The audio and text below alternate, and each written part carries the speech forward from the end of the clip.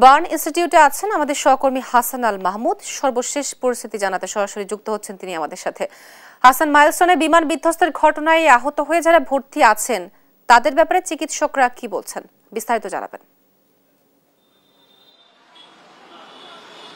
তো আপনাকে ধন্যবাদ। আমরা এই মুহূর্তে জাতীয় বার্ন প্লাস্টিক সার্জারি ইনস্টিটিউটে আছি। সেখানে এখন পর্যন্ত ৩৬ জন রোগী চিকিৎসাধীন রয়েছেন। প্রত্যেকের অবস্থা যদি একটু আলাদা করে বলি তাহলে ৪ জনকে এখন পর্যন্ত আইসিইউতে রেখে চিকিৎসা দিচ্ছেন এখানকার চিকিৎসকরা।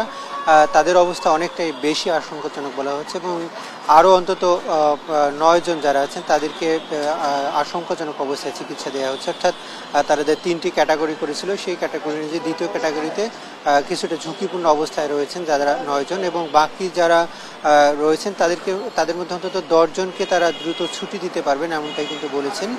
তাদের এই সপ্তাহের মধ্যেই পর্যায়ক্রমে ছুটি দেওয়া হবে এমনটাই কিন্তু এখানকার চিকিৎসকরা বলছেন। এবং আমরা যতটুকু জানি গতকালকেও কিন্তু ২ জনকে ছুটি দেওয়া হয়েছে যারা এখানে চিকিৎসাধীন ছিলেন। প্রত্যেকেরই অবস্থা অনেকটা স্বাভাবিক হয়, তারা কিন্তু ছুটি পেয়েছেন। এবং সেখানে আমরা জানি ৪টি দেশের বিশেষজ্ঞ চিকিৎসকদের সমন্বয়ে কিন্তু একটি প্যানেল কাজ করছে এই সব রোগীদের চিকিৎসায়। সেখানে সিঙ্গাপুরের চিকিৎসক যেমন আছেন, ভারত এবং চীনের বিশেষজ্ঞ চিকিৎসক যারা রয়েছেন তাদের সমন্বয়ে কিন্তু এখানে চিকিৎসা দেওয়া হচ্ছে। যেহেতু এখানে জ্বালানি তেল ছিল প্রচুর পরিমাণে, সেই জ্বালানি তেলের কারণে কিন্তু যেসব রোগী এখানে আক্রান্ত হয়েছিলেন ফলে তাদের কিন্তু পুড়ে যাবার হারটা বেশি ছিল, ফলে তাদের কিন্তু ক্ষতটা অনেক গভীর ছিল। এবং এই কারণে কিন্তু আমরা জানি যে ক্ষতর কয়েকদিন পরে এখানে ইনফেকশন হওয়ার একটা ঝুঁকি থাকে, সেসব কারণেই কিন্তু বেশি ঝুঁকিপূর্ণ এইসব রোগী। এর আগে আমরা দেখেছিলাম যে যাদের 40%, 50% পুড়ে গিয়েছে বা 60% পুড়ে গিয়েছে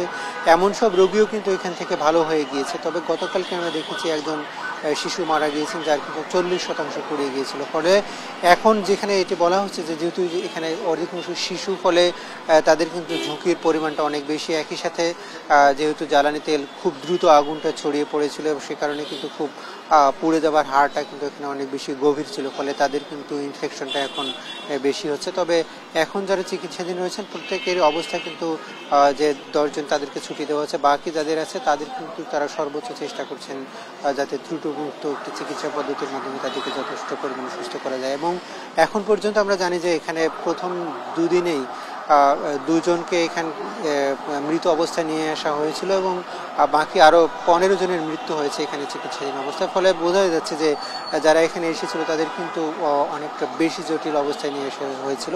এবং আমরা পরে দেখেছিলাম যে প্রথম ২১ তারিখে অগ্নিকাণ্ডের ঘটনার পরের ২-৩ দিন পর্যন্ত কিন্তু বিভিন্ন হসপিটাল থেকে এখানে ট্রান্সফার করা হয়েছিল, অর্থাৎ সেখানে প্রাথমিক চিকিৎসা ২-১ দিন দেওয়ার পরেও কিন্তু এখানে নিয়ে আসা হয়েছিল। ফলে এখানে যে এখানকার চিকিৎসক নার্সরা তারা কিছু চেষ্টা করছেন এবং একই সাথে সরকার চেষ্টা করে দেশের বাইরে থেকে আসলে বিশেষজ্ঞ চিকিৎসকদের নিয়ে এসছেন, ফলে তারা আসলে কোনো রকম ত্রুটি রাখছেন না এমনটাই কিন্তু এখানকার পরিচালক এবং অন্যান্য চিকিৎসকরা বলছেন। তো এই ছিল আমার কাছে এখান থেকে সবশেষ পরিস্থিতি। তো